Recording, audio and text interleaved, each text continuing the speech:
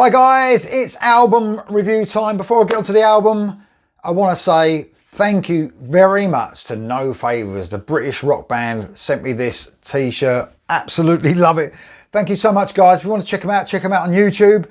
You've got a few videos up there, you're going to love them. Okay, on to the album review. We're talking about British bands. Hell's Addiction are back with 9 O'Clock Horses. I say they're back.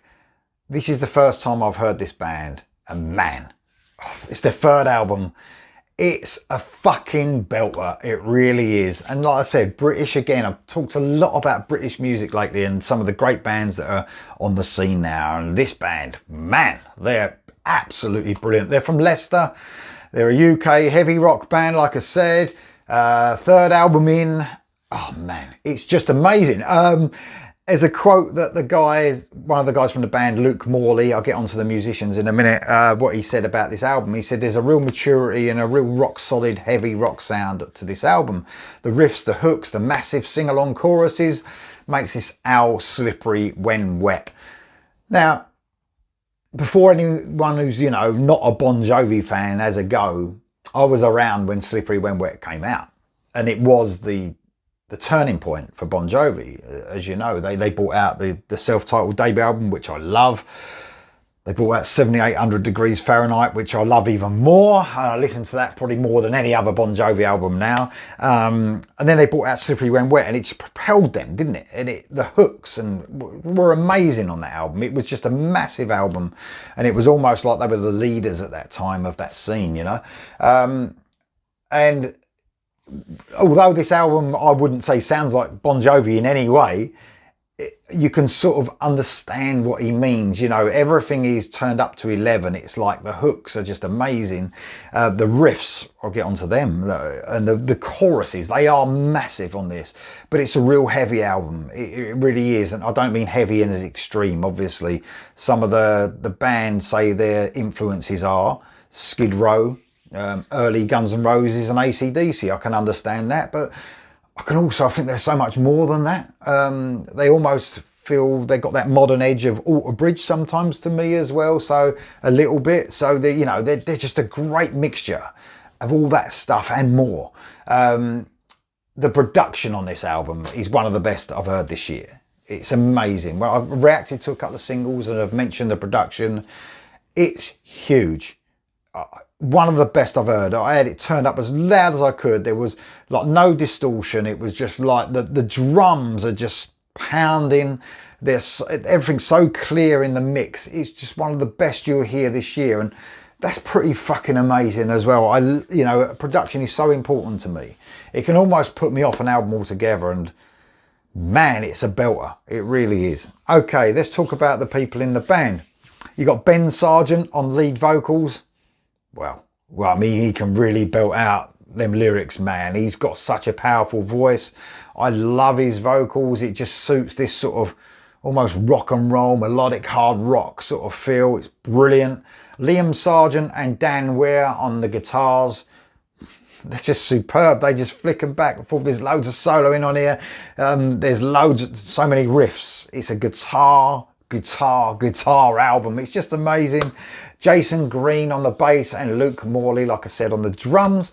That rhythm section is so tight. I mean, they mention a maturity, and like I said, I don't really know because I haven't heard the rest of their albums, but man, it does sound mature. It sounds so tight. It sounds like they've been together for this third album. I'm not sure how many years they've been going, but it sounds like they're so honed in.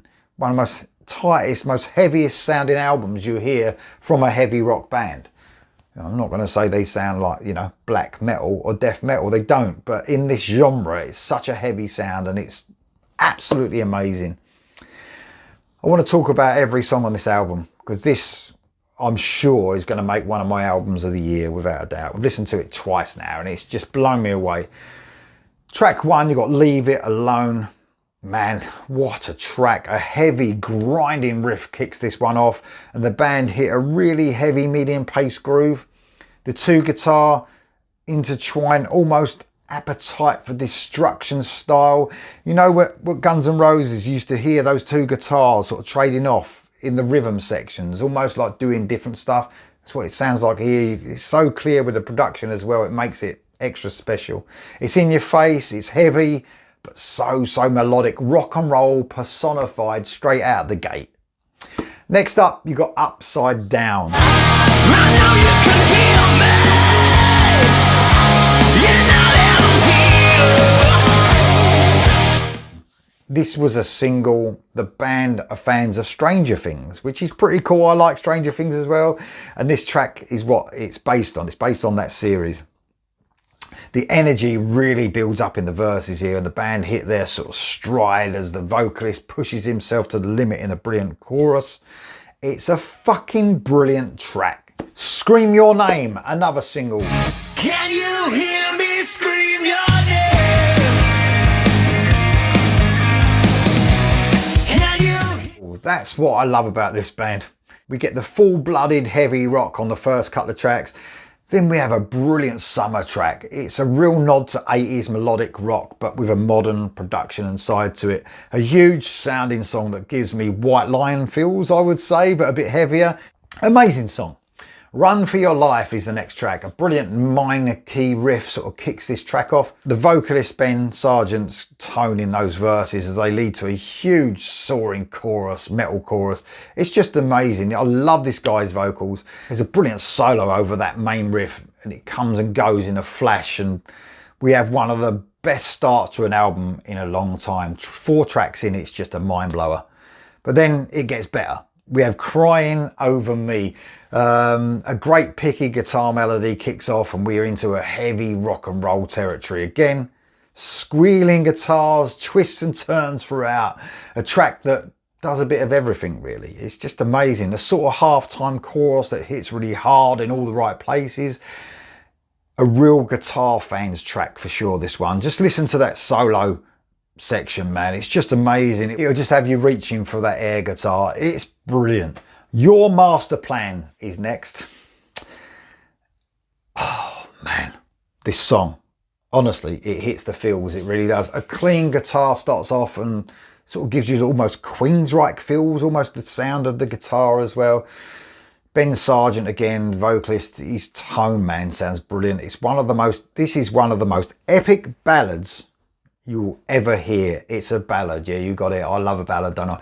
There's atmospheric synth touches that just add to the epicness as the song builds and builds and builds. There's some occasional guitar harmonics that sort of give me slight Whitesnake 1987 feels. Is This Love almost feels. Just the guitar parts. There's emotion, so much emotion running through this, every inch of this track. The hair stood up on the back of my neck on this one as the heavy guitar sort of kick in late on in the song and Ben Sargent's screams accompany them. Ballad of the year so far. Wow. Save Me is next. After a breathtaking Your Master Plan, we get to a brilliant modern rock and roll track. That running guitar riff during that chorus is brilliant. Simple, but so effective. The track listing is perfect, by the way, on this album, and that's one of the things that the band should aim for, the track listing and where you place songs. As the band knocks you for 6 again after the last song, it's a great stomping track. Give Me a Sign is the next track. Here's where the AC/DC influence kicks in for me. One thing you need to have though, if you want to show your inner AC/DC, and that's groove, and this band has really got it. The band has it tenfold in this track. It's amazing. Guitars that sort of almost remind me of that Power Age tone that AC/DC had in the best era of AC/DC for me. Fun and so addictive. The next track is Love. And now they mentioned actually the band Bon Jovi and Slippery When Wet. I'd say this is the only time I really did think of Bon Jovi. It's a Bon Jovi-esque sort of southern rock vibe that runs through this. Obviously taking that, you know, classic Bon Jovi period from the Slippery When Wet, maybe Wanted Dead or Alive. I get those sort of slight feels here. It's guitar and vocals for 2/3 of the track before the band finish up. And it's a great sort of ballad-esque track. I wouldn't say it was a proper ballad, but it's definitely in that territory. A definite nod to the late 80s for sure. Playing with a Kitchen Knife is next. Great title. A stomping groove is what we have here. A simple but brilliant, effective bass line provides that stomp. That Skid Row influence for me here really shines through. Man, this would be a brilliant live track for sure. Stare Into the Sun is track 11. It's a real 70s feel to this track, I would say. It's heavy rock and roll, executed brilliantly, but there's definitely different sides to this track as well. There's a sort of cool modern feel in the verses, then there's that rock and roll feel in the chorus. But it doesn't sound disjointed in any way, it fits perfectly. And then we go on to the last track, which is Cannot Hide. You cannot hide from what's inside. You cannot hide. You cannot. This was a single again, it's heavy rock and roll to round the album off. I feel some sort of Kiss vibes here for sure. Guitar riff and then the chug in this is great. What a fun track. And of course it has what every great rock and roll track should have, cowbell. It just tops it off, it really does. Man, this is such a great album. I can't tell you how much fun I had listening to this. It's heavy, it's fun, it's energetic. It sounds absolutely fantastic and it's really, really catchy. Hell's Addiction, 9 O'Clock Horses, September the 29th, guys. If you haven't heard this band already and are unsure, just have a little listen to them. Have a little listen to there's about 3 or 4 singles out now from 9 O'Clock Horses. Have a listen. You will be pulled in.